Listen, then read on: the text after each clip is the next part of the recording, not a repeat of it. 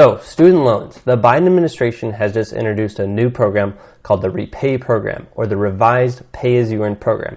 And I'm going to cover that, as well as who it affects and what is the current status of the debt cancellation programs that were introduced a couple months ago and seem to be delayed. All right. The Biden administration has recently unveiled this program, and their goal is to lower debt payments for borrowers for student loans.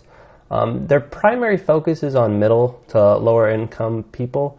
That's who this is going to really help. And this comes as the $10,000 and $20,000 student loan cancellation that was promised is being held up by states suing this plan because they say it's costing them too much money.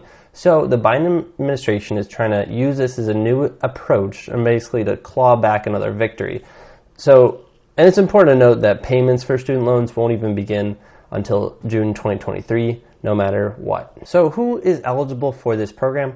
Good news, pretty much everyone, but people who are really going to be affected, if you make less than $30,000 or you make less than $62,000, your monthly payments are going to be zero. Anything below the federal poverty line, zero payments on student loans. This is going to save graduates from four-year universities on average $2,000 a year, so that's going to give them a lot more spending power in the market and kind of help boost things along. So what's interesting about this plan is there still is a loan forgiveness aspect to it, but in people's eyes it's a little bit more fair because it's not after 10 years of payments that people start to see the student debt cancellation actually take place. So the plan includes a loan forgiveness option for smaller loan amounts with balances up to $12,000 being forgiven after 10 years of payment. So for every additional $1,000 borrowed on top of the $12,000, an extra year of monthly payments will need to be made before the cancellation can happen. And this is huge because this could mean that 85% of student loan borrowers would be debt-free within 10 years. So according to higher education expert Mark Krantovitz, he says the plan is expected to easily implement since it's modification to the current program and will cut monthly payments in half for borrowers already in the Repay program. Easily is an intense word to throw around something like this, considering how the other plan was not expected. Since the other plan was pushed through and they were trying to make borrowers feel like they were going to get debt relief, even though I feel like everyone kind of knew that that wasn't going to happen. So to say this is going to easily happen is kind of a stretch, and I don't want to lead people down the wrong ways. To me, personally, this plan seems like it could happen, but the debt relief part after 10 years is what's going to make it controversial, and I could see that getting upheld just for that one part. So if that one part could hold this whole thing back. And this comes as Biden's trying to make higher education more affordable, easily attainable. I mean, he did run on a lot of premises that he was going to try to cancel debt, so this is kind of a way to get a win in that category, if that makes any sense. Now, it's important to remember that this only qualifies for federal loans, and student loans are still going to be paid at the same rate and whatnot. If people have terrible student loans, it's possible to refinance, but with markets and particularly interest rates where they're at right now, that probably doesn't make a lot of sense for you. So overall, this is pretty much going to cut payments in half and give people a lot more spending power. Let's jump into who this is going to affect the most, because I think it's important to note how influential this will be on younger people. So according to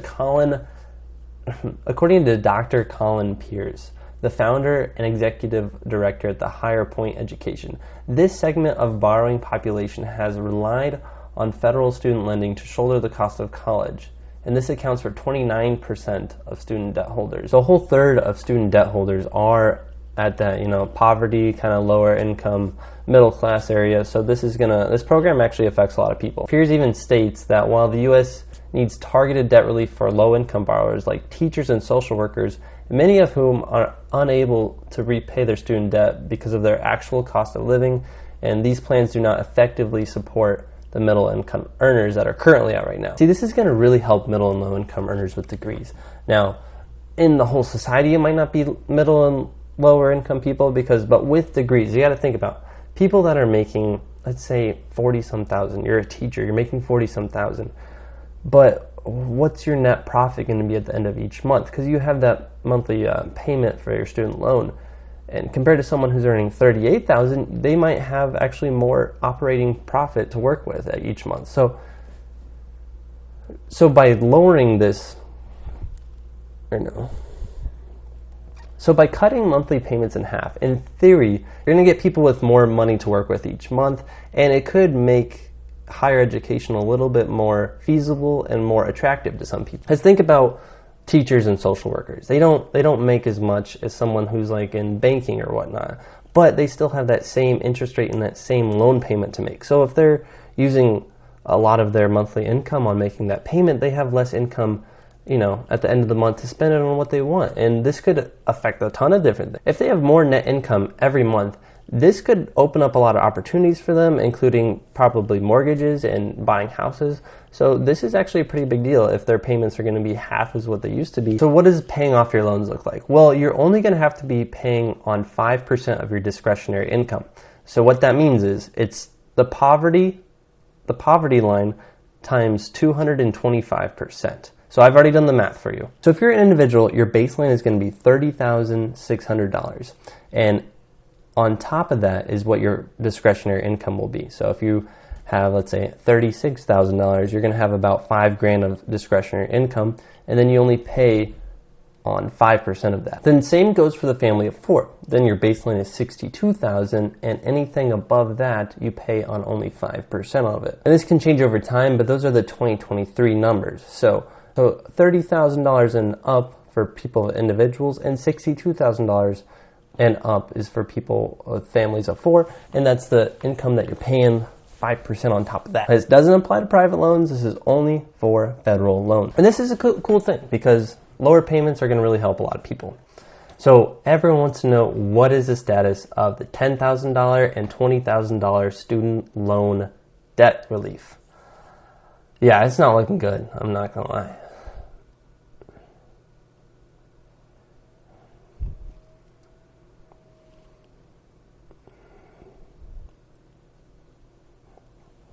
So this case has gone all the way to the Supreme Court, and it kind of feels like everyone knew this was going to happen, that people were going to have controversies with this. The Supreme Court is expected to hear oral arguments in February, and the administration has recently filed its opening briefing with the court. So we got a little bit of time, but it is coming up. And the plan that is under controversy would cancel $10,000 of federal student loans per borrower and up to $20,000 if they use Pell Grants. Now, 6 states have sued, saying that this is going to cost them money, so that is why it's being held up right now. But it really sucks for borrowers because they don't know what's going to happen. They don't know when repayments start. They don't know if they should be expecting this money or not. If they knew a little bit about this was coming, borrowers are getting stuck in politics, and that's not fair. So the Supreme Court will be hearing arguments in February, and then a decision will be made of whether it is constitutional or not, and whether these people get the debt relief or not. Now, this new repay program is an idea to help basically bridge the gap, give it a middle ground. That way, hey, if we can't get the debt relief over here, maybe we can get a little win right here. And it's possible, but right now, student loan payments won't start again until June 2023, so there's a little bit of time, and I think that's everything you need to know.